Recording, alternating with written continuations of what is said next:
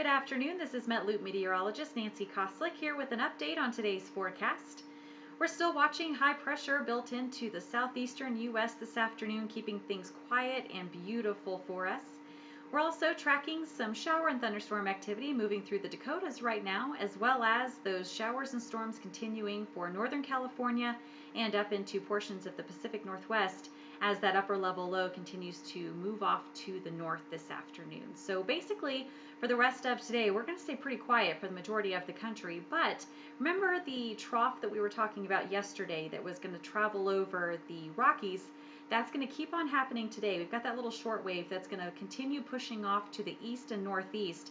And by a little bit later on, we could start to see some thunderstorm development for portions of the Central Plains. So we're going to look for the possibility of some stronger storms heading into later on this afternoon and evening, mainly for the eastern portions of Nebraska, eastern Kansas, back into portions of Missouri and Iowa for a little bit later on. So again, we're not expecting anything in the way of widespread severe weather, but we could see some of these storms packing some small hail and damaging winds as they make their way through the region later on tonight.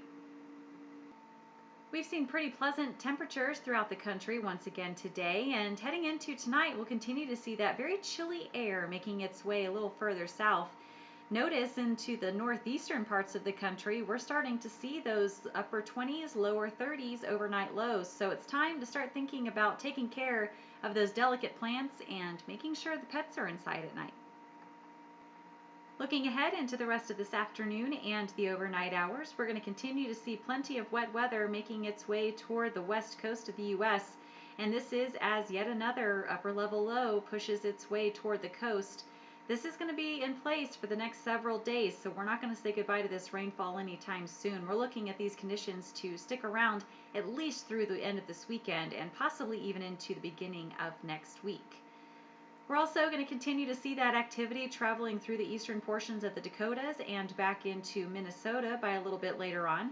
Keep in mind that with the movement of these storms and possibly some extra development along with that short wave, we could see some of that stronger activity into some of the Central Plains states a little later on this afternoon and into this evening. So make sure that you keep checking back with Metloop.